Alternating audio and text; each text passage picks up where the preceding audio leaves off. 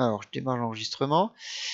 Donc, TD sur PicOS, je vous l'ai fait parvenir via Moodle. Donc, je vais vous présenter l'énoncé. On va reprendre l'énoncé. Alors, PicOS, un noyau multitâche temps réel est une base logicielle permettant de séparer la gestion des ressources du système du microprocesseur de la partie applicative, donc le code que vous allez développer. Le programmeur construit donc son application sous forme de tâches indépendantes et fait appel au service du noyau pour résoudre la problématique temps réel. Donc, c'est-à-dire tout ce qui est gestion des priorités de chaque tâche, déclenchement des alarmes, synchronisation des tâches avec des événements, etc., etc. Qui s'occupe de faire tout ça? C'est l'ordonnanceur. Donc, l'ordonnanceur du noyau, temps réel, il exécute à tour de rôle les différentes tâches de la partie applicative en respectant les niveaux de priorité et les contraintes de synchronisation. Pour pouvoir répondre au cahier des charges et donc être temps réel, le noyau il doit être préemptif. C'est-à-dire qu'il peut autoritairement, donc sans votre intervention, interrompre une tâche pour en servir une autre. Même si on est dans le cas de boucle infinie dans la tâche que vous avez fait. PicOS, donc c'est un noyau multitâche temps réel préemptif, donc il est capable de faire ça. Et il fonctionne sur notre DSPIC, donc on va faire un exemple sur notre DSPIC. Alors qu'est-ce qu'on va faire? Alors en fait, dans ce TD, je vais vous montrer un exemple d'utilisation du système d'exploitation PicOS à travers un petit projet. Et ce projet, c'est une petite horloge. Donc, je vais utiliser... Alors ça, c'est quelque chose qu'on n'a pas encore utilisé, mais sur la carte, il y a un écran LCD. Donc, je vais utiliser l'écran LCD pour pouvoir afficher l'heure, donc heure, minute, seconde. Et puis, l'heure va s'incrémenter chaque seconde. Okay. Et on va faire un espèce comme dans un réveil, c'est-à-dire que je vais pouvoir régler, enfin comme dans une horloge, je vais pouvoir régler l'heure. Et pour régler l'heure, je vais utiliser les deux boutons poussoirs, c'est-à-dire S5 et S6. Le bouton poussoir S5, il va me servir à incrémenter les heures. Et le bouton poussoir S6, il va me servir à incrémenter les minutes. Il va falloir que je compte toutes les secondes. Et en fait, en plus de l'écran LCD, ce que je vais faire, c'est que je vais faire clignoter une LED toutes les secondes. Ça sera la LED, j'ai choisi la LED RB0, la LED B0. Donc, quelles sont les tâches si je découpe toutes ces fonctionnalités-là en tâches, quelles sont celles que je vais faire? Eh bien, la première, c'est faire clignoter la LED en utilisant une alarme, puisque, en fait, je viens de vous dire que je vais faire clignoter la LED toutes les secondes. Donc ça veut dire que toutes les secondes, je dois allumer ou éteindre la LED. Donc si je fais une tâche qui fait ça, eh bien il suffit de cadencer cette tâche toutes les secondes. D'accord? Donc je vais faire une première tâche que j'appellerai la tâche 0 qui va faire clignoter la LED toutes les secondes. Une deuxième tâche, en fait, je vais me servir de cette tâche-là. Comme je sais que cette tâche, elle va être exécutée toutes les secondes à peu près, on va plutôt le faire toutes les 500 millisecondes, puisque pour faire clignoter la LED toutes les secondes, il faut que la LED vaille 1 pendant 500 millisecondes et 0 pendant 500 millisecondes. Eh bien, je vais en profiter pour calculer l'heure dans cette tâche. Enfin, pardon. Je vais profiter du synchronisme de la tâche 0 pour, dans la tâche 1, calculer l'heure.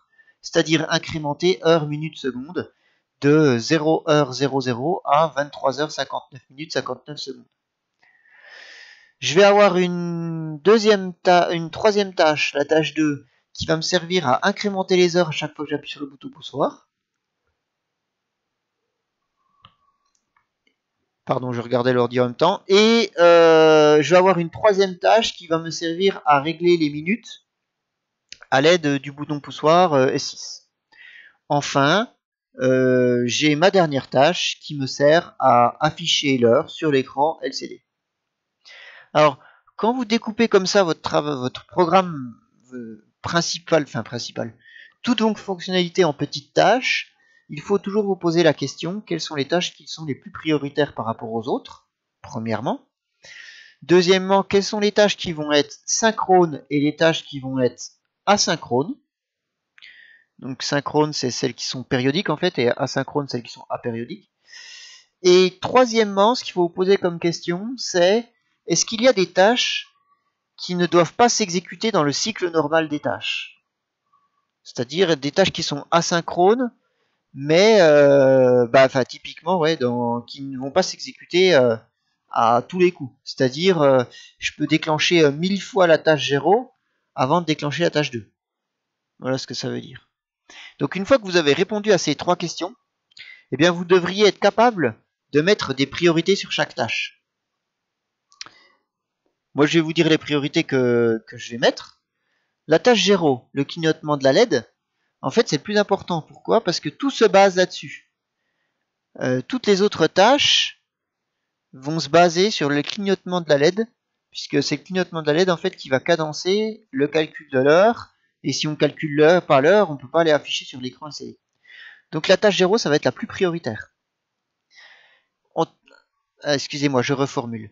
La tâche 0, ça va être la plus prioritaire des tâches périodiques, celles qui reviennent dans le temps. Ensuite, quelles sont les tâches périodiques? Quelles sont les tâches apériodiques? Périodique, c'est 0, 1, 4. Et périodique, c'est tâche 2. Apériodique, donc asynchrone, c'est les tâches 2 et 3. Parce que les tâches 2 et 3, on est d'accord, si j'appuie jamais sur le bouton poussoir, j'aurai jamais rien. Enfin, j'aurai jamais le réglage l'incrémentation des heures ou l'incrémentation des minutes. Donc, tâche 0, tâche 1, tâche 4, la plus prioritaire, c'est la 0. Ensuite, c'est laquelle? Eh bien, la tâche 1, ça me permet de calculer l'heure, la tâche 4, d'afficher l'heure. On est d'accord que ça ne sert pas à grand chose d'afficher l'heure si on ne l'a pas encore calculée. Parce qu'elle va être fausse, l'heure. Donc, la tâche 1 va être plus prioritaire que la tâche 4, mais moins prioritaire que la tâche 0. Et enfin, ça sera la tâche 4 la moins prioritaire. Donc, je viens de classer mes 3 tâches périodiques par ordre de priorité. Concernant les tâches apériodiques, quand j'appuie sur le bouton des heures, je voudrais que immédiatement la nouvelle heure se mette à jour. C'est-à-dire s'il est 16h15, dès que j'appuie sur le bouton, je voudrais que ça m'affiche 17h15. Donc, celle-là, elle va être plus prioritaire que l'affichage. Parce que l'affichage, en fait, ça sert à rien d'afficher si on appuie sur le bouton mais qu'on n'a pas encore pris en compte. Okay. Alors, j'ai pas mis de priorité de la 2 par rapport à la 3. Par exemple, si on appuie sur les 2 boutons en même temps, j'ai pas poussé le vis en disant que ça va être l'heure, par exemple, qui sera incrémentée avant les minutes. Ok.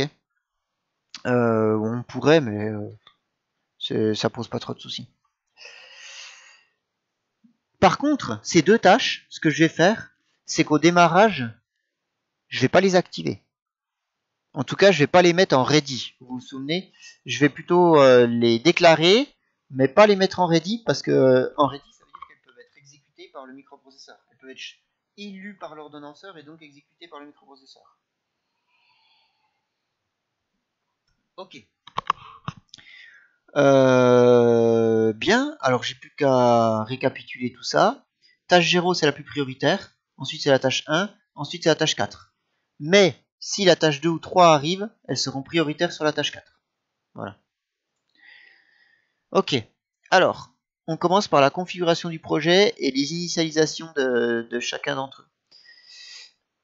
Indiquez quels sont les principaux fichiers constituant le projet PicOS et rappelez leur rôle. Alors ça, j'étais revenu un peu rapidement en dessus sur le cours. Il faut que je retrouve, je sais plus où c'est. Voilà, là-dessus. Je vous avais dit qu'en fait, il y a plusieurs fichiers qui vont être chargés et avant de créer le fichier hexadécimal final. Il y a le script du linker, le fichier de librairie pour le PIC18, etc., etc. Bon, je vais vous remettre tout ça au propre. Alors, voici les différents fichiers dont vous avez besoin. En plus, non, je crois que je les ai tous mis. Dans votre, les différents fichiers que vous avez besoin, dans votre projet MPLABX pour fonctionner avec PicOS. Donc, pour fonctionner avec PicOS, il faut bien sûr un fichier main, ça ne change pas, qui contient la fonction principale, main, qui constitue le point d'entrée du programme applicatif. Donc je vous rappelle que c'est à partir de cette fonction qu'on va lancer le système d'exploitation et donc initialiser le noyau, etc., etc. Ensuite, il y a taskdesk.c. Alors, taskdesk.c, qu'est-ce que c'est? Ça contient tous les descripteurs de tâches et la déclaration des alarmes. Je vous avais dit que pour chaque tâche, chaque alarme, il y a un petit peu une carte d'identité de la tâche ou de l'alarme. D'accord? Eh bien, tout ça va être regroupé dans taskdesk.c. Ensuite, et pour chaque tâche, il y a un fichier C. Donc là, par exemple, j'ai 5 tâches, tâche 0 jusqu'à tâche 4. Eh bien, j'aurai 5 fichiers C. Ok. Donc, il s'appelle TSK task 0, TSK task 1, TSK task 2, etc. etc. Il y a un petit fichier d'entête qui s'appelle define.h pour déclarer les différentes constantes, que ce soit les numéros d'identification des tâches, les priorités des tâches, les identificateurs des alarmes, des événements, etc. Ensuite, PicOS est un système d'exploitation, mais on est d'accord qu'il va m'offrir une couche HAL, Hardware Abstraction Layer. Donc, ça veut dire que le code que je vais fabriquer, je pourrais le mettre sur un autre PIC si je veux. Ou en tout cas sur tout autre microcontrôleur qui accepte PicOS. Mais bon, comme il n'y a que les PIC, on va dire qu'on peut le mettre sur un autre PIC. Néanmoins, il y a une bibliothèque principale à PicOS. Donc elle s'appelle picos30.a. Et enfin, PicOS m'abstrait le matériel, mais il m'abstrait pas tout. Hein. J'ai quand même besoin de lui PicOS, par contre, il a besoin de connaître le matériel de mon PIC. Donc je vais lui donner un fichier script qui spécifie la configuration mémoire de mon PIC pour qu'il puisse aller s'implémenter dessus. Donc ce fichier-là, c'est un fichier .gld, et là par contre, il est propre à mon PIC 30F4011. Donc ça veut dire quoi? Ça veut dire que si vous utilisez PicOS avec un PIC, tout ça, ce sera toujours la même chose, d'un PIC à l'autre, et la seule chose qui change, c'est ça, suivant le PIC que vous utilisez. Voilà tout ce qu'il faut pour pouvoir utiliser PicOS. Maintenant, deuxième question. Le timer 1 est utilisé pour définir la base de temps du compteur interne counter kernel de PicOS. Déterminer la valeur à placer dans le registre PR1 pour pouvoir faire une base de temps de 1 milliseconde. Et on se place dans le cas où on a un quartz de 10 mégas et on a configuré la PLL à 8. Ce qui est le cas du TP, hein, de la carte de TP. Donc, si je reprends un petit peu tout ça, le compteur kernel de PicOS, qu'est-ce que c'est? C'est la base de temps de PicOS. Alors, j'aimerais que vous fassiez attention. Donc, ici, on a mis 1 milliseconde. Ça ne veut pas dire que le microprocesseur tourne à 1 milliseconde. On est bien d'accord. Hein. Le microprocesseur, il tourne à F-quartz fois PLL, donc 10 fois 8 divisé par 4, 20 MHz. Il tourne toujours à 20 MHz. Mais ça veut dire que toutes les alarmes que je vais configurer, par exemple, qui partent sur cette base de temps, eh bien, s'incrémenteront de 1 toutes les millisecondes. Voilà ce que ça veut dire. Ok, alors comment on fait ça? La base de temps counter kernel du PicOS, il faut bien l'associer à une horloge, d'accord? Et ça, c'est pas vous qui choisissez, c'est automatiquement affecté au timer 1. Donc si vous vous souvenez, le tout premier TP de SM57 qu'on a fait ensemble, on avait des timers pour déclencher la DC par exemple, ou pour changer, ou pour faire clignoter les LED, etc. Et donc PicOS en fait, il se connecte automatiquement sur le timer 1. Donc le timer 1, il suffit de le paramétrer. Hein. Je vous rappelle le fonctionnement d'un timer. Le fonctionnement d'un timer, c'est comme ce qui est marqué sur l'écran ici, dans le petit schéma. C'est-à-dire un compteur qui compte de 0 à PR1, PR1 étant configurable, et quand il arrive à PR1, il revient à 0. Et il s'incrémente de 1 tous les 1 sur FCY, avec FCY qui est égal à 10 mégas fois 8 divisé par 4. Quoique, faudra faire gaffe parce qu'il y a un prescaler. Donc, la valeur de PR1, qui est la période ici, c'est, je vais mettre comme ça, F comptage, pardon, la valeur de PR1, PR1 c'est la valeur max du compteur avant qu'on repasse à 0, d'accord? C'est comme ça que je règle mes compteurs. Je ne ralentis pas FCY. Je configure PR1 pour compter de 0 à PR1 et revenir à 0. Et je m'arrange pour que cette valeur de PR1, eh bien, la période T fasse 1 milliseconde. Donc PR1, qu'est-ce que c'est? C'est F comptage, donc la fréquence de comptage que je vous expliquais tout de suite, divisé par F, la fréquence du microprocesseur, moins 1. Et on sait que F, c'est égal à 1 sur T, 1 sur la période du micro.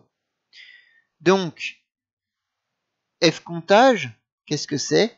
C'est FCY divisé par P. Et FCY, qu'est-ce que c'est? Eh bien, c'est le quartz fois la PLL qu'on divise par 4 fois P. Avec P, bien sûr, le prescaler que vous avez choisi. Ici, l'énoncé me dit que c'est 1/8. Ok, et pourquoi le 4 ici, hein, je vous rappelle, parce que le 4, c'est inhérent à tous les pics. Vous devez diviser la fréquence du quartz multiplié par la PLL par 4. Bon, je crois que j'ai à peu près tout. FCY, qu'est-ce que c'est? C'est la fréquence de fonctionnement en interne. F quartz, c'est la fréquence de mon quartz. La PLL, on l'a, c'est 8. Et puis P, on l'a, c'est 1/8. Donc ça fait 8. Donc ça me donne PR1 qui est égal à 10 mégas, que je multiplie par 8, et que je divise par 4 fois 8 fois 1. Ça me donne 2499. Donc lorsque j'écrirai 2499 dans PR1 ici, eh bien mon timer, si je mets bien sûr une PL de 8 et un prescaler de 1/8, il mettra une seconde pour passer de 0 à 2499 et revenir à 0. Et il suffit de faire ça dans une tâche et vous avez un timer qui fonctionne très bien. Ok, donc voilà, comment est-ce qu'on fait pour... donc maintenant j'ai fait la formule, j'ai trouvé la valeur de PR1, comment est-ce qu'on fait pour pouvoir configurer tout ça? Alors il y a plusieurs choses à configurer, il n'y a pas que PR1, il y a aussi T1con, hein, je vous renvoie au TP numéro 1. Et T1con, voici une capture d'écran de ce qu'il a dans le ventre, c'est-à-dire T5, TCS, T-gate qui n'ont pas vraiment une grande importance, puisque si vous regardez leur définition, on va y arriver. Si vous regardez leur définition, ici, pour T5, ça permet de synchroniser soit une horloge interne, soit une horloge externe. Donc nous, on est en horloge interne, donc on ne synchronise pas. Alors quand je dis horloge interne, c'est FCY. C'est pas l'horloge interne du pic. Et puis après, pareil, c'est tout des petits... Ça me permet de configurer le prescaler, 1/8 comme on a mis, démarrer le timer, arrêter le timer, etc. etc. Petite remarque, je démarre le timer uniquement lorsque j'ai tout fini de paramétrer. Ok, donc je paramètre ça, et on passe à la question 1.2. Le timer 1 est utilisé pour définir la base de temps du compteur kernel, déterminer sa propre valeur à placer dans le registre de période PR1. Pour fixer la base de temps à 1 milliseconde, dans le cas où F quartz égale 10 mégas et PLL égale 1/8. Mais j'ai déjà fait... Ouais, en fait... Pardon. On vient de finir cette question. Écrire le code permettant de déclarer l'alarme, permettant de cadencer le changement de l'état de la LED dans task 0. Donc maintenant que j'ai configuré mon compteur d'alarme, je vais déclarer mon alarme. Donc, la déclaration, on l'a fait où? On l'a fait dans le fichier qui s'appelle define.h. Et là-dedans, c'est là où on va déclarer l'événement associé à l'alarme. Donc voici la syntaxe pour le faire. Ce qui va nous intéresser, c'est tout ce qu'il y a là-dedans. D'accord? Donc, je vais les énumérer un par un. Quand vous définissez une alarme, je vous rappelle, comme pour une tâche, vous devez faire un petit peu sa carte d'identité. Sa carte d'identité, elle contient plusieurs champs. Alors, le premier champ, c'est state. Alors, state, c'est l'état de l'alarme. Donc, alors, on serait tenté de mettre on pour dire que vu qu'on veut utiliser, enfin, vu qu'on déclare l'alarme, on veut l'utiliser, mais on va mettre off puisqu'on va utiliser l'API pour lancer l'alarme. Donc ici, moi, je mets toujours off. Ensuite, vous avez alarm value et cycle. Alors, alarm value, comme son nom l'indique, c'est la valeur de l'alarme. Et cycle, comme son nom l'indique également, c'est le nombre de fois où l'alarme va sonner, va se déclencher. Et si je mets 0, eh bien, cette valeur est infinie. Petite remarque, vous voyez que j'ai mis également 0 dans alarm value. Mais c'est pas bien grave parce que avec l'API, on va changer ce numéro et on va choisir quel numéro on met pour pouvoir aller au mieux. Enfin, pour pouvoir aller au mieux. Pour répondre aux exigences de l'alarme définie, chez nous c'est 500 millisecondes. Ensuite, vous avez PTR counter pour pointer counter. Ça renvoie un pointeur sur le counter, le counter, excusez-moi, à utiliser. Ici, on n'a qu'un seul counter, c'est counter kernel, et on l'a mis à 1 milliseconde. Donc c'est pour ça que j'ai choisi de mettre le champ counter kernel. Ensuite, à chaque alarme est reliée une tâche. Donc c'est toujours une tâche, une alarme. Enfin non, ça peut être une tâche et plusieurs alarmes. Mais il y a au moins une alarme à laquelle la tâche est reliée. Et ici, on va relier à la tâche 0. Pourquoi? Parce que c'est dans la tâche 0 qu'on va changer la valeur de l'alarme et déclarer l'alarme. Ensuite, vous avez event to post, alarme event. Donc ça, c'est le nom de l'alarme que vous voulez. Quand elle se déclenche, ça va mettre alarme event à 1. Quand elle n'est pas déclenchée, alarme event est à 0. Et enfin, une fonction que j'utilise pas du tout avec PicOS, c'est callback. Ça me permet de déclencher des fonctions quand ça sonne. Mais vu que j'utilise déjà l'alarme pour faire ça, ça me sert à rien. C'est plus pour du debug. Donc petite remarque, ici on a une seule alarme est déclarée, mais on peut en rajouter d'autres dans le tableau, bien sûr. Counter kernel est déclaré comme ci-dessous. Il est associé par défaut au timer 1. Donc voici un petit exemple. Donc counter kernel, c'est exactement la même chose que cet exemple-là, c'est exactement la même chose que l'autre. D'accord. Donc première chose que je fais, j'arrive dans la fonction, je définis mes valeurs, etc., etc. Et puis après, je choisis la valeur du compteur et le nombre de ticks pour un coup de compteur. Donc ça, c'est la fiche d'identité que je crée. Et ce qui est plus intéressant, c'est dans la tâche. Donc dans la tâche, je vais définir un ID de l'alarme. Donc c'est alarme TSK0, là, par exemple, que je mets à 0. Et ensuite, dans la tâche, qu'on va faire, c'est que maintenant, on va configurer l'alarme. Alors pour ça, une petite série de questions. Indiquer quelle fonction de PicOS permet de configurer le déclenchement de cette alarme à la fréquence de 2 Hz. Alors, je replace un petit peu pour pas que vous soyez perdus. On a dit que la tâche 0, c'était une tâche que je voudrais déclencher pour faire clignoter la LED. D'accord. Et la LED, je peux la faire clignoter toutes les 500 millisecondes, par exemple, ce qui me donne une fréquence de 2 Hz. Donc je voudrais que cette tâche se déclenche toutes les 500 millisecondes.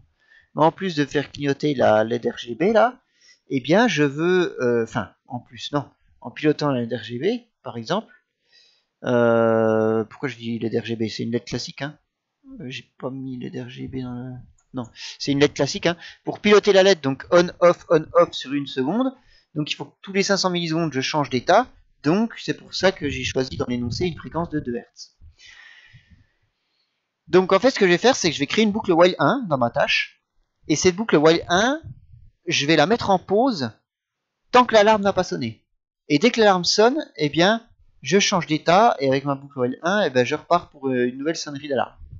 Donc pour faire ça, il faut déjà déclarer l'alarme. Donc écrire sa fiche d'identité ne suffit pas. Il faut déclencher l'alarme et pour ça vous avez une API. Hein. Et l'API, c'est vous avez deux fonctions. Set_rel alarme pour set relative alarme, pour mettre en place une alarme de type relatif, je reviens dessus juste après, et set apps alarme, apps pour absolute, pour mettre une alarme de type absolu en place. Quelle est la différence entre les deux? Eh bien, si on regarde, la différence, c'est le tick type, puisque set_rel alarme, ça va commencer à compter à partir du moment où vous lisez cette ligne, enfin où le microprocesseur lit la ligne, et set absolute alarme, en fait, ça prend rétroactivement en compte tout le temps qui s'est écoulé depuis le lancement de l'OS. Voilà les deux grosses différences. Moi, je m'embête pas, j'utilise toujours l'alarme relative. Donc, on fait appel à l'une des fonctions une seule fois dans le limite de l'initialisation de manière suivante. Excusez-moi. Voici un exemple. Dans la tâche, je peux très bien avoir un appel de fonction qui s'appelle set_rel alarme. Première chose, l'ID de la fonction, donc c'est alarme task 0. Deuxième chose, et là je suis plus trop sûr, je vais quand même regarder. Je le vois pas là. Ah, ici.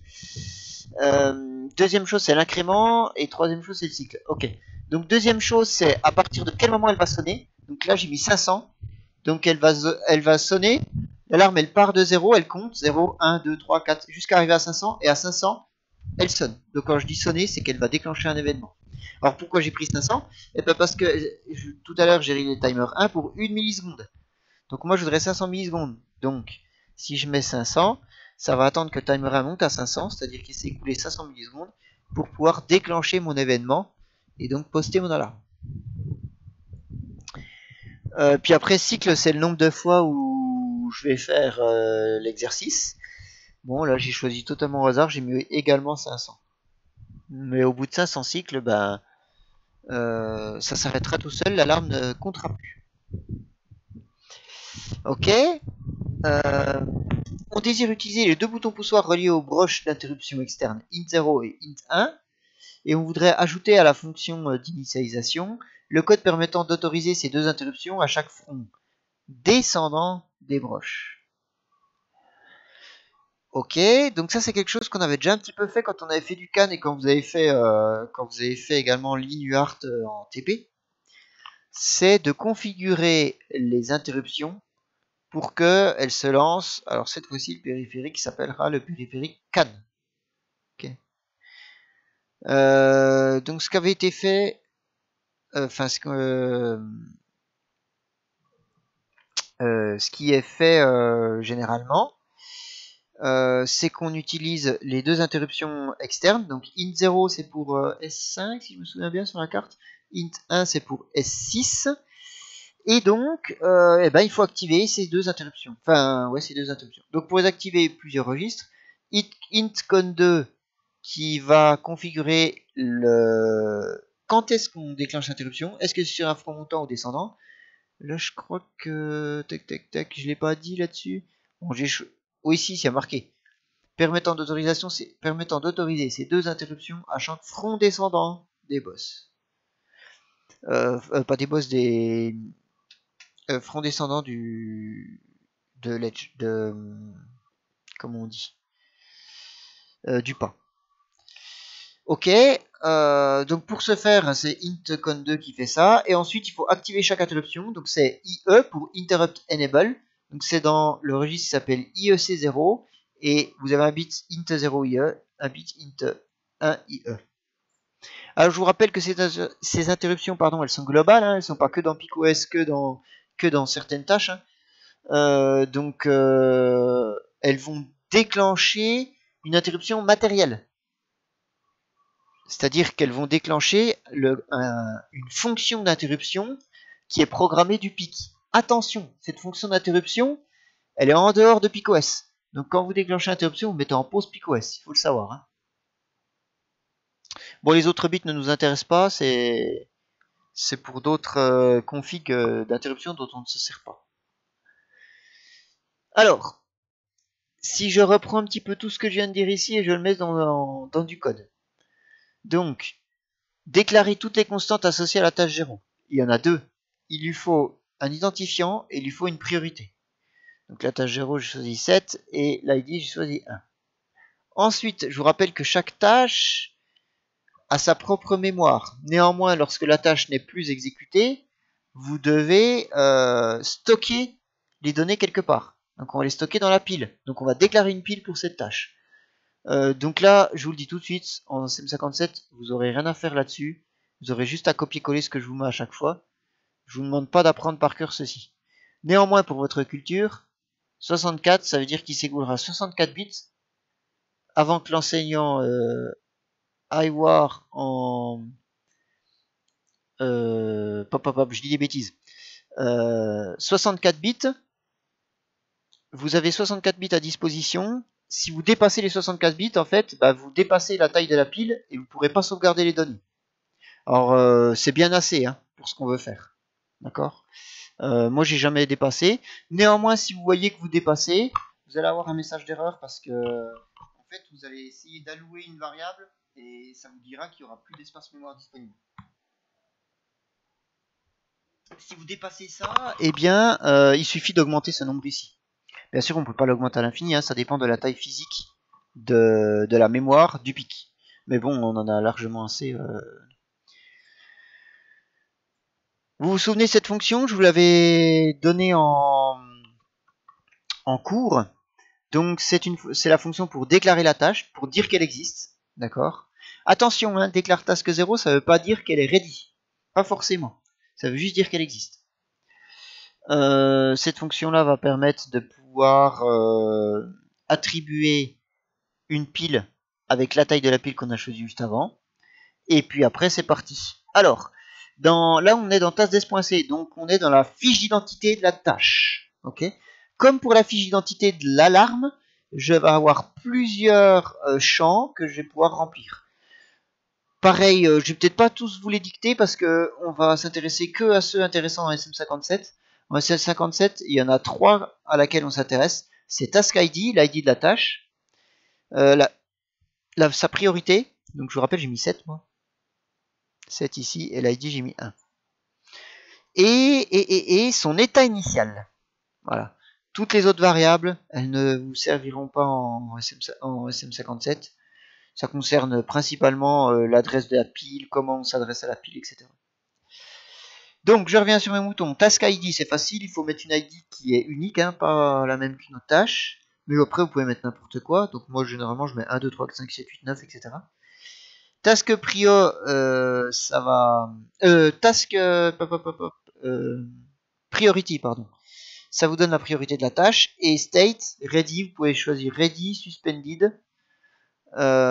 Et ça vous permettra de savoir si la tâche peut directement être élue et utilisée par le microprocesseur.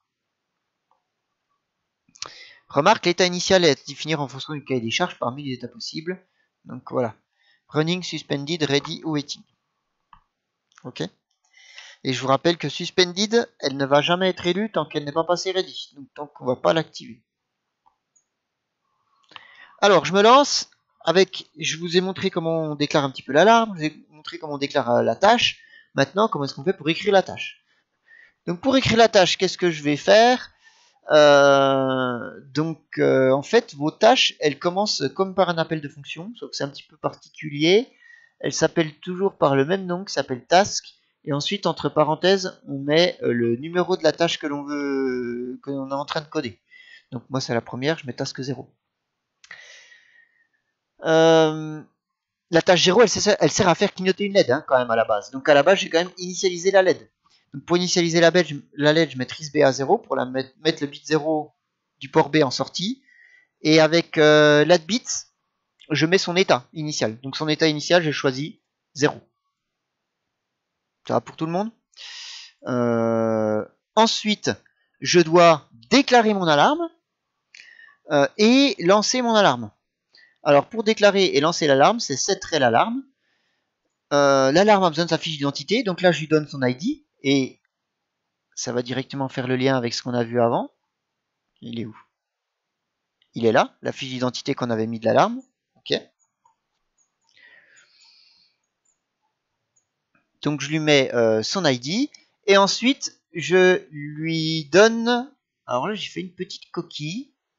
Pourquoi j'ai mis 512? Je ne me souviens plus. Enfin, c'est pas je me souviens plus, c'est faux. J'avais dû pour un étudiant faire un deuxième exemple. Donc je lui donne le nombre d'accréments et je lui donne le nombre de cycles. D'accord? Donc l'accrément c'est 500, c'est pas 512, parce que le counter kernel, enfin l'alarme 0 est associée au counter kernel, le counter kernel il fait toutes les millisecondes, donc si je veux sonner toutes les 500 millisecondes, je mets 500. Et ici je mets pas 512, excusez-moi, je mets bien 0, d'accord? Je corrigerai ça avant de vous mettre la correction. Je mets 0 pour dire que ça va se déclencher à l'infini. Voilà. Tout ceci, c'est de la configuration. Donc dans ma tâche, je veux que ça soit exécuté qu'une seule fois. Quand ma tâche va être lue, après elle va être mise en pause, et après elle va être reprise.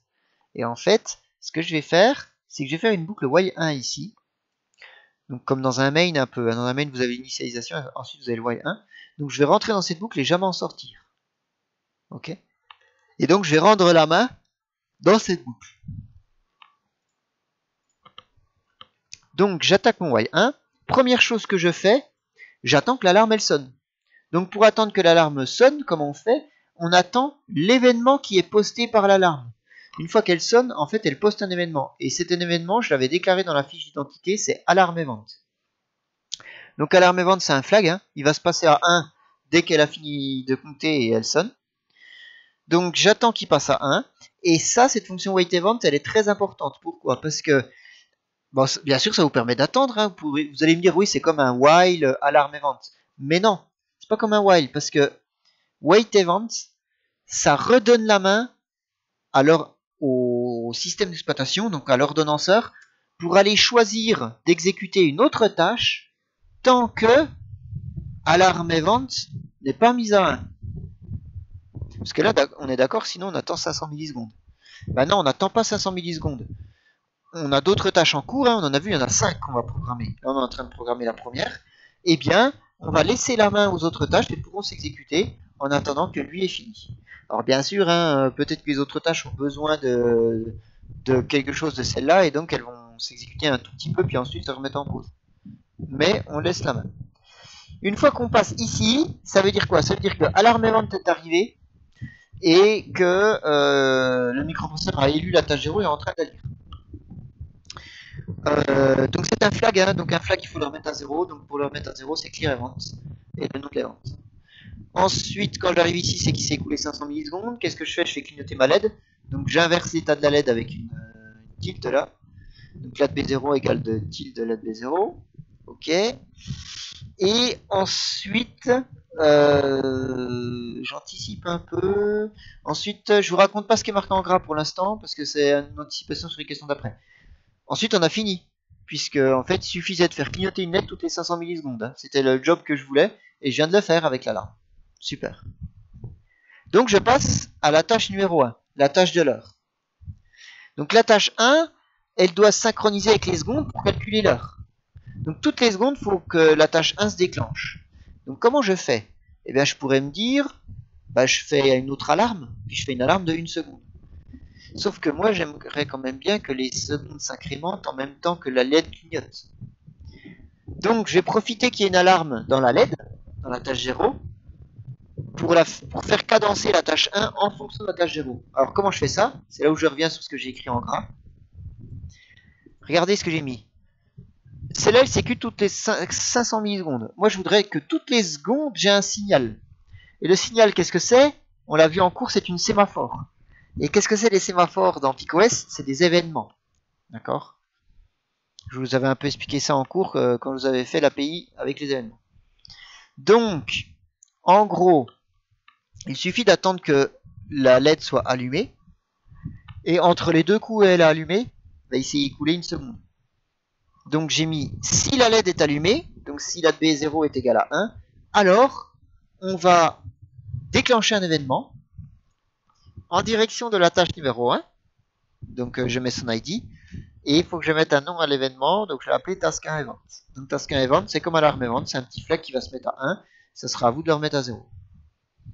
Et on est d'accord que ceci va se déclencher une fois sur deux quand la B0 vaut 1. Et donc une fois sur deux, qu'est-ce que c'est? C'est une seconde parce que sinon ma tâche 0 elle s'exécute toutes les 500 millisecondes. Donc voilà comment je fais pour avoir le calcul de l'heure à la seconde. Donc on revient à nos moutons, on va faire la tâche numéro 1, donc pareil, on va déclarer les constantes, on va déclarer la fiche d'identité de la tâche dans le descripteur, et puis après on codera la tâche. Donc déclarer les constantes à la tâche 1, j'en ai besoin de 2, j'ai besoin de son ID et de sa priorité. Alors j'avais déjà pour la tâche 0 écrit 1 pour l'ID, donc là je vais écrire 2. Donc task 1 ID c'est 2. Et task 1 priority, alors j'ai dit qu'il fallait qu'on soit moins prioritaire que la tâche 0. Donc vous faites gaffe à les nombres, c'est entre 1 et 15. 0 c'est réservé pour la priorité du noyau. Donc voilà, donc la priorité ici j'ai mis 10. Déclarer la tâche task 1, son descripteur et sa zone pile. Donc la fiche d'identité de la tâche, hein, donc je déclare la tâche dans sa fiche d'identité. Je lui associe une pile la même taille que précédemment, c'est-à-dire 64. Et voici tous les champs que je remplis. Donc je vous rappelle, les seuls qui m'intéressent, c'est l'ID, task ID, pour connaître l'ID de la tâche, la priorité, et puis il est où ici, l'état. Donc l'état au début, elle va être ready, elle va être prête. Compléter la tâche 0 pour activer toutes les secondes d'événement, je viens de le faire, c'est ce que je vous ai décrit en gras. Et écrire le condensé de la tâche 1. Alors, le but du jeu, c'est quoi? C'est de mettre à jour les trois variables, seconde, minute et heure, définissant l'heure du système. On déclarera ces variables dans le module de la tâche 1. Par contre, ces variables, il faut que ça soit des variables globales, parce que je vais pouvoir m'en resservir après. Donc, variable globale, hein, je les déclare en dehors de tâche 1. Okay. Je les initialise à 0 au début. Pourquoi j'ai fait ça? Ah oui, c'était pour débugger. Quand j'avais fabriqué le TD pour débugger, j'avais mis la deuxième lettre de la carte à 1 pour voir qu'on va bien calculer l'heure toutes les secondes. Vous n'êtes pas obligé d'écrire ce que je viens de surligner en bleu. Et ensuite, j'ai un while 1. Tant que task 1 event n'est pas arrivé, qu'est-ce que je fais? J'attends. Donc en fait, il va s'écouler une seconde, et au bout d'une seconde, c'est là où eh bien l'événement va se déclencher. Et donc j'attends cet événement, donc là on est bien cadencé toutes les secondes. Comme d'habitude, c'est un flag, donc je dois le remettre à 0, donc pour le remettre à 0, je fais clear event. Et ensuite, bah, tout bête, j'accrémente les secondes. Si les secondes arrivent à 60, je repasse à 0, j'accrémente les minutes. Si les minutes arrivent à 60, je repars à 0, j'accrémente les heures. Et j'ai oublié un truc là, si les heures arrivent à 24, je les remets à 0. Parce que sinon, vous allez avoir un problème. Ça, je vous l'expliquerai par la suite. Ok. Donc là, qu'est-ce que je viens de faire? Je viens de faire une tâche qui fait clignoter la LED à 500 millisecondes. Et je viens de faire une deuxième tâche qui calcule l'heure, qui est cadencée avec la première tâche. Donc maintenant, je vais faire la tâche 2 et la tâche 3. La modification des heures. Donc la tâche 2, elle permet d'incrémenter la variable heure associée aux heures sur pression du bouton S5. Donc la fonction d'interruption in0 associée au bouton S5 doit permettre d'activer la tâche numéro 2. Je vous rappelle que cette interruption est une interruption externe au système d'exploitation.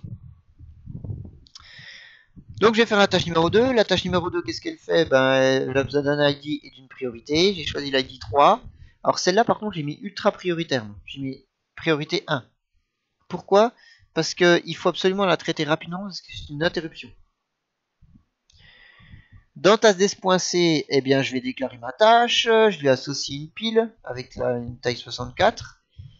Et ensuite, eh bien, j'y vais pour la fiche d'identité de ma tâche. Donc l'ID ici c'est task 2, la priorité ici, et puis le type de tâche ici, vous avez vu, pardon, pas le type, l'état de la tâche. Vous avez vu, j'ai pas marqué ready, j'ai marqué suspended. Pourquoi? Parce que c'est une tâche asynchrone, donc il ne faut pas la déclencher au début. On la déclenche que lorsqu'il y a quelque chose qui arrive. Une petite remarque, on ne veut pas que le noyau exécute la tâche au démarrage. L'état est donc soumis à suspended lors de l'initialisation. La tâche sera activée sur demande, par exemple avec un bouton poussoir. Donc on va écrire le code de cette tâche. Donc tout simplement, hein, cette tâche, je déclare l'heure. Et puis,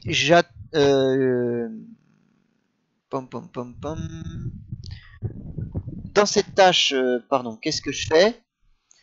J'accrémente l'heure de 1. Si l'heure est égale à 24, je la remets à 0, bien sûr. Okay. Et puis c'est tout, hein, c'est tout ce que j'avais à faire dans cette tâche. Donc je vous rappelle, là c'est dans la tâche, hein, c'est pas dans l'interruption. Et par contre, ce que je vais mettre, c'est que je vais remettre en place le mécanisme d'interruption pour qu'il puisse se redéclencher dans la tâche. Donc je remets à 0 le flag d'interruption et je réactive l'état d'interruption. Une fois que j'ai fait cette tâche, je voulais la déclencher qu'une seule fois, je veux pas qu'elle se redéclenche, je veux pas appuyer sur le bouton et que ça commence à incrémenter les heures tout seul. Donc je repasse la tâche en suspended. Donc c'est la commande terminate task. Okay. Alors si je me place de l'autre côté, je me place du côté de l'interruption. Écrire le code en langage C de la fonction d'interruption int0 pour qu'elle soit active, la tâche 2 à chaque fois qu'on appuie sur le bouton S5. Donc j'appuie sur le bouton S5, ça déclenche l'interruption et l'interruption va ensuite pouvoir déclencher la tâche. Donc vous voyez vite ce qu'on va faire dans l'interruption. Dans l'interruption, on va dire que la tâche va devenir ready. Donc là, je suis dans une interruption, je suis plus dans PicOS. Par contre, j'aimerais bien utiliser les fonctions PicOS. C'est possible. Comment? Eh bien, il y a une petite ligne de commande qui s'appelle, une instruction, une ligne de commande qui s'appelle EnterISR. EnterISR, comme son nom l'indique, ça permet au système d'exploitation d'entrer dans la fonction d'interruption. Donc vous avez vu que je désactive les interruptions et je les réactive une fois que la tâche est finie. Comme ça je suis tranquille, ça va pas faire que de s'appeler en boucle. Pareil, je désactive le interrupt enable et je récupère... je dois changer la valeur de la tâche. Si elle était suspended, il faut que je la passe en ready. Par contre, si elle était autre chose, j'y touche pas. Donc la première chose que je fais, c'est que je regarde l'état de la tâche avec get task state et l'ID de la tâche. Donc ça va vous renvoyer les informations. Alors si cette information c'était suspended, eh bien nickel, j'ai plus qu'à l'activer. Et si c'était pas suspended, eh bien je laisse ce qu'il y avait avant. Voilà. Et il suffit de quitter l'ISR et de quitter la fonction d'interruption pour que ça se déclenche. Tout simplement. Remarque, lors du déclenchement d'une interruption matérielle, on exécute EnterISR afin de rendre la main au noyau et l'IVSR informe que le noyau qu'on sort de l'interruption. Je viens de faire une tâche par interruption qui incrémente de 1 les heures. Je fais exactement la même chose, donc là j'ai copié-collé pour les minutes. Je vais aller un peu plus vite, hein. Sauf que c'est le bouton S6 ce coup-là. Donc, je définis un ID de tâche, une priorité. Alors, vous avez vu, j'ai mis 2, l'autre j'ai mis 1. Bon, ça veut dire que si j'appuie sur les deux boutons en même temps, ça va compter les heures avant les minutes. Honnêtement, ça va tellement vite, je pense que vous verrez pas la différence. On déclare la tâche 3, donc comme d'habitude, hein, avec la fonction de déclare. On lui choisit une pile. Ici, c'est pas la même taille que... si, c'est toujours la même taille, c'est toujours 64 kilooctets.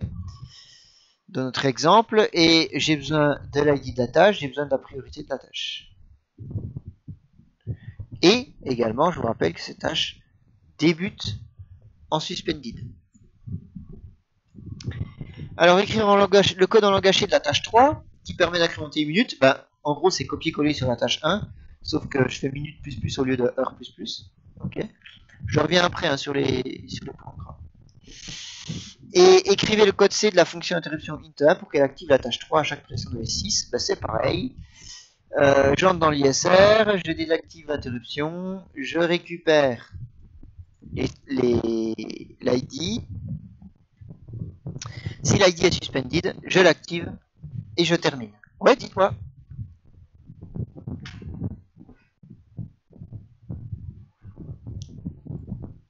Ouais, c'est une bonne question. Pourquoi je le désactive là et je le réactive dans la tâche et pas à la fin de l'interruption? C'est ça votre question?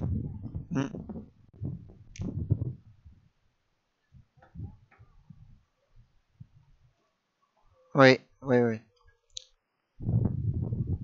Ouais, d'accord. Si vous voulez, la désactivation et l'activation d'interruption, c'est un peu un garde-fou. Donc là, je désactive l'interruption, je veux pas qu'elle se redéclenche. Pourquoi je veux pas qu'elle se redéclenche? Parce que ici, je bloque le système d'exploitation. Je ne suis plus dans le système d'exploitation, je suis dans la tâche d'interruption. Et donc c'est bloquant pour le système d'exploitation. Donc, pour que le système d'exploitation ne soit pas bloqué trop longtemps, j'active la tâche 3. Donc je m'attends à ce que la tâche 3 elle soit élue après, puis on aille directement l'enclencher. Mais quand j'active la tâche 3, ça ne veut pas dire que directement en sortie de l'interruption, je vais avoir la tâche 3 tout de suite. Parce que c'est un système d'exploitation et je pourrais très bien être occupé à faire autre chose. Donc je vais attendre que la tâche se termine. L'ordonnanceur il va élire la tâche 3 parce qu'elle est ultra prioritaire. Et je vais effectuer la tâche 3. Et une fois que j'ai effectué cette tâche, eh ben en fait j'ai fini mon interruption, plus ou moins globalement. Et c'est à partir de ce moment-là que je remets en route le mécanisme d'interruption. Comme ça, si j'appuie comme un fou sur S6, eh bien ça va pas déclencher plein de fois cette interruption et jamais la fonction. Ça évite aussi les rebonds de l'interrupteur. Donc, je coupe les interruptions ici, je les réactive ici, et je remets le flag à 0 avant. Alors vous aurez pu me dire, oui mais monsieur, rien qu'en mettant le flag à 0 ici, ça marcherait pareil. Et c'est vrai, c'est vrai. C'est un peu, j'ai pris ceinture et bretelles. Je sais pas si ça répond à votre question. Non, il y a...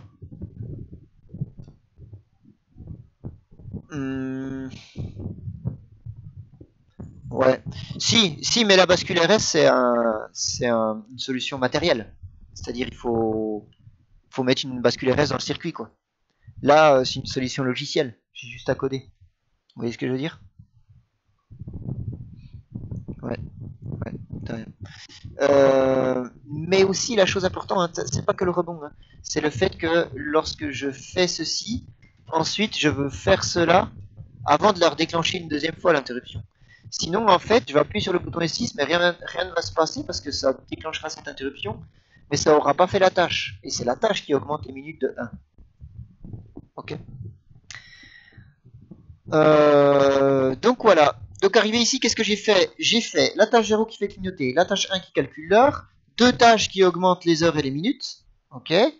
Petite remarque, vous avez vu, j'ai pas mis... pour les minutes, j'avais mis une priorité. Elle est où? Elle est au-dessus. J'ai une priorité à 2 et pour les heures à 1. Donc on va dire que si on appuie sur les deux boutons en même temps, les heures passent avant les minutes. Mais ça va aller tellement vite que je pense que vous verrez pas à l'œil nu, on verra pas la différence. Donc j'arrive à ma dernière tâche qui est en gros ce qu'on appelle la tâche de fond. C'est la tâche la moins prioritaire, celle qui s'exécute quand toutes les autres n'ont pas à s'exécuter. C'est le rafraîchissement de l'affichage LCD. Donc la tâche 4 réalise l'affichage de l'heure sur l'afficheur LCD. Alors la mise à jour de l'affichage, quand est-ce que je le fais? Je le fais avec un événement, donc je vais attendre un événement qui s'appelle Update Event et qui peut être activé à chaque fois qu'un rafraîchissement est nécessaire. Déclarer les constantes utilisées, donc je déclare une nouvelle ID, hein, donc j'ai mis 0, 1, 2, 3, maintenant je vais mettre 4. J'ai un événement, donc je vais déclarer l'ID de l'événement si vous voulez, donc c'est 0x2. Donc c'est le bit 1 qui est affecté à cet événement. Donc le bit 1 il va passer à 1 quand l'événement est updaté. est placé, si vous voulez, il est mis à 0 quand on fait clear event. C'est un flag. Hein. Et la priorité. Alors pourquoi j'ai mis ça? Pourquoi j'ai mis ça alors que je vous ai dit que c'était la tâche de fond? Je sais pas. Je vais corriger. Ici, on va mettre 13 plutôt que 3. Parce qu'on avait mis 10 pour les autres, etc. Donc on fera ça quand il y aura le temps. Alors on déclare la tâche 4. Donc je déclare la tâche 4 avec la fonction déclare task. Je lui associe une pile. Toujours pareil avec 64 octets. Et je lui déclare sa fiche d'identité. Donc task ID, task 4 ID, la priorité, task 4 priority, et décidément j'ai dû faire pas mal de bêtises. Je la mets pas suspended, excusez-moi, ici je mets ready, je vais corriger tout ça. Hein. Je mets ready, pourquoi? Parce qu'elle peut se déclencher quand elle veut. Ok, et maintenant je reviens un petit peu en arrière. Pourquoi? Parce que je vous ai dit on va la cadencer avec update event. Alors, si vous voulez, c'est pas comme une alarme la tâche 4 parce que les autres étaient sur l'alarme. Là, elle est sur un événement. On a besoin de la déclencher à chaque fois qu'on veut rafraîchir l'écran. Et parmi toutes les tâches que j'ai fait avant, il y a 3 fois où je voudrais rafraîchir l'écran. La première fois, c'est lorsque je calcule l'heure. Ici. Dans le code de la tâche 1, je calcule l'heure. Une fois que j'ai mis à jour l'heure, je voudrais que ça s'affiche. Et donc, je vais poster l'événement. Donc, avec la fonction setEvent, je mets l'ID de la tâche associée. Donc, c'est task4id. Et je lui mets l'événement à poster. Donc, 0x2. Et on a reconnu que c'était l'événement de la tâche 4. Donc, update event, il s'appelle. Donc, ça, c'est la première fois où on a besoin de rafraîchir l'écran. La deuxième fois, c'est quand je modifie les heures.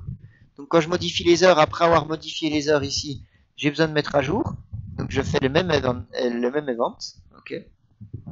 Cet event, task4id et update event. Et également, quand je mets à jour les minutes. Donc quand je mets à jour les minutes, qu'est-ce que je fais? Eh bien, juste après avoir compté les nouvelles minutes, je mets à jour l'écran en postant un événement. Donc, si je récapitule, la tâche 0, elle est basée sur une alarme, toutes les 500 millisecondes. La tâche 1, elle est basée sur un événement qui est dans la tâche 0, donc c'est un événement qui va se déclencher toutes les secondes. Et la tâche 4, elle est basée sur un événement qui peut se produire à 3 endroits différents, soit dans la tâche 1 quand on a refait le calcul des heures, donc toutes les secondes, soit dans la tâche 2 quand je mets à jour les heures en appuyant sur le bouton poussoir, donc là c'est pas périodique, soit dans la tâche 3 quand je mets à jour les minutes en appuyant sur le bouton poussoir. Donc c'est pas non plus périodique. Et donc comment est-ce que je fais le code de la tâche 4 pour faire ça? Eh bien c'est tout simple. Donc écrire le code de la tâche 4 en utilisant des fonctions de gestion d'afficheur LCD. Alors je vais donner des fonctions toutes faites hein, pour que ce soit plus simple. On va dire qu'il y a une fonction qui initialise l'écran LCD. Donc l'écran LCD qu'on a sur la carte il est en SPI. Donc il s'appelle SPI init cette fonction. Et après je vous ai fabriqué une fonction qui s'appelle WriteLine SPI to LCD, qui prend en paramètre une chaîne de caractères, comme on faisait dans l'UART. Et qui, comme il y a 2 lignes sur le LCD, vous pouvez choisir la ligne 1 ou ligne 2. D'accord. Ok, on y va. Alors, j'écris le prototype de ma fonction. Je fais 2 define. Donc la ligne 1 en fait c'est la commande 0x80 si j'ai regardé dans la datasheet du LCD. Et la ligne 2 c'est pour avoir la ligne 2 c'est la commande C0. Donc ce qu'il faut retenir c'est que quand je mets LCD ligne 1 dans ce paramètre là, j'écris sur la ligne 1. Quand je mets LCD ligne 2 dans ce paramètre là, j'écris sur la ligne 2. Je prends en paramètre une chaîne de caractères, donc je fais un petit buffer, j'ai choisi 16 bits, ça va être assez, hein, puisqu'on va mettre heure, minute, seconde, pour pouvoir afficher tout ça. On y va. Alors la tâche numéro 4, première chose, j'initialise l'écran LCD, d'accord? Donc avec SPI init, et ensuite je vais rentrer dans un while 1 et je ne vais jamais le quitter. Et dans ce while 1, qu'est-ce que je fais? J'attends l'événement avec wait event, donc j'attends que l'événement soit déclenché. Une fois qu'il arrive, donc c'est qu'il faut que je rafraîchisse l'écran. Je le clear, je le mets à 0 pour qu'il puisse se redéclencher. Alors ça c'était pour débugger. Pour débugger, j'avais choisi de la LED 1 d'inverser l'état. Mais ça, vous pouvez l'effacer, il n'y a pas de souci. Je fabrique la chaîne de caractères que je dois envoyer, donc avec la commande sprintf. Donc dans buffer, je mets l'heure, 2 points les minutes, 2 points les secondes. Okay. Et ensuite, eh bien, j'envoie le tout avec la fonction writeLine SPI to LCD. Et voilà, et je reviens ici et j'attends un nouvel événement. Ok. Indiquer comment activer l'événement update event, bah, je vous l'ai expliqué tout à l'heure, hein, voir les lignes en italique que j'ai rajoutées. Et voilà, je viens de créer un petit programme au travers de 5 tâches. Une tâche qui est périodique, qui va faire clignoter la LED. Une tâche qui est périodique également, qui va calculer l'heure. Une tâche qui est plus ou moins périodique, qui va mettre à jour l'écran LCD avec l'heure. Et 2 tâches qui sont apériodiques, qui vont aller augmenter les minutes et les heures de 1. Alors je me rends compte que j'ai oublié de vous préciser un petit truc.